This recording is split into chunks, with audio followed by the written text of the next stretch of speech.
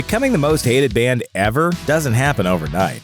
But what is it about this band, which sells out Madison Square Garden and has sold more than 50 million albums worldwide, that makes them so despised? And how can such widespread appeal and infamy coexist side by side? Here's how Nickelback became the most hated band in music history. Yeah. If you think the internet's rough, you should sit in the van with us. Yeah. Same song, different day. As noted by The New Yorker, Nickelback started out as a 90s cover band in Alberta, Canada. Lead singer Chad Kroeger's gravelly voice and metal-influenced sound stood out at the time, but instead of evolving through the years, Nickelback constructed tune after tune that followed the same formula, and no one could escape it. The only thing I want to hear right now is the sweet sound of this Nickelback CD cracking as I drive over it repeatedly. Because the band's generic music is well suited for the radio, it's not surprising that their songs are tremendously successful commercially.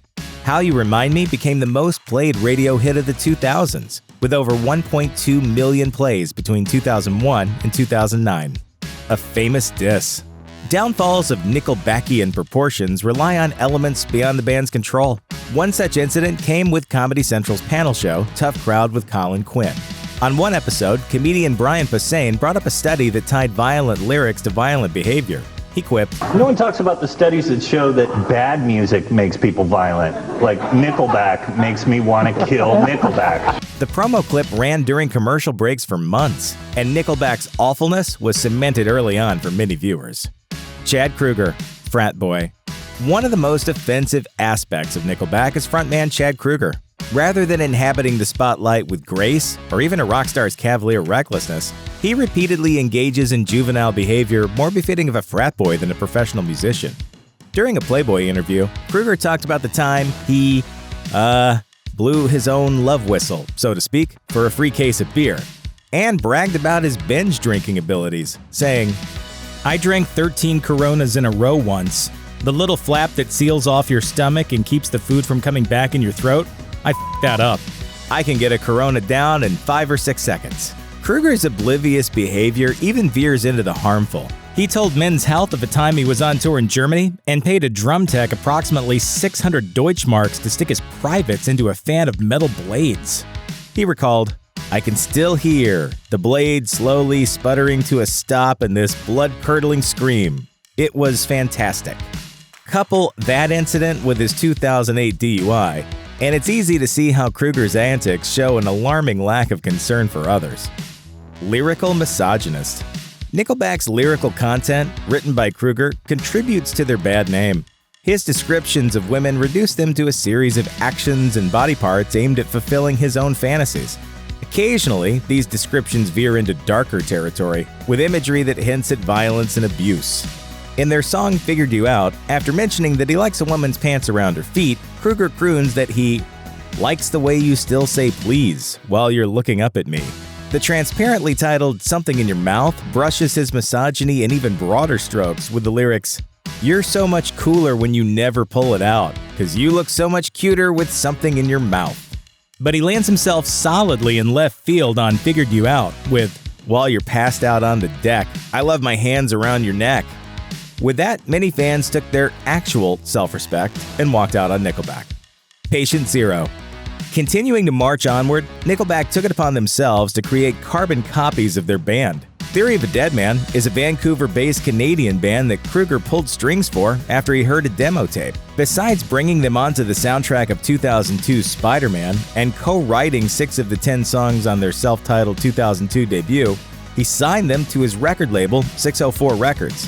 Kroeger continued to add insult to injury when he signed My Darkest Days to his label, a band which sounds like an unfortunate combination of Nickelback and Kid Rock. Furniture Rockstar.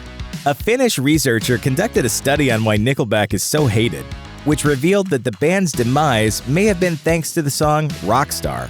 Nickelback wrote Rockstar in 2005, and then licensed it for a furniture commercial in the UK in 2008, proving the band had zero standards.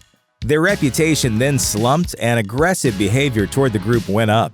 Attendants at a hard rock festival in Portugal threw rocks and bottles at them during a performance, causing Kroeger to stop the show. Have we got any Nickelback fans in Portugal? Up to you. You guys want to hear some rock and roll or you want to go home? And a petition asking Nickelback not to perform during an NFL halftime show in Detroit received nearly 56,000 signatures. But they played anyway. Every single human being that we came in contact with in Detroit was like, "We love you. We have no idea what this is all about." Too cool to give back. Another nail in Nickelback's coffin came during the Alberta Flood Aid fundraiser concert they headlined in 2013. Over 32,000 people attended the livestream festival, which raised $1.5 million for flood relief. According to the Calgary Herald, the goodwill and good times lasted until Nickelback took the stage and effectively cut the live stream. Ladies and gentlemen, please put your hands together for Nickelback! Sponsor TELUS tweeted, "Hi everyone, the Nickelback exclusive performance was a request from the band. Sorry we couldn't live stream this portion of the concert." The social media backlash was swift and brutal, but the damage was already done. The internet made us do it. The internet changed everything. And for Nickelback, that change meant an even larger platform for haters to band together and churn out Nickelback-hating content. Look at this Instagram. It's been inside of him. Anti-Nickelback captions began appearing on popular trending memes such as Grumpy Cat and Bad Luck Brian, and other people just poked fun at Nickelback for being Nickelback.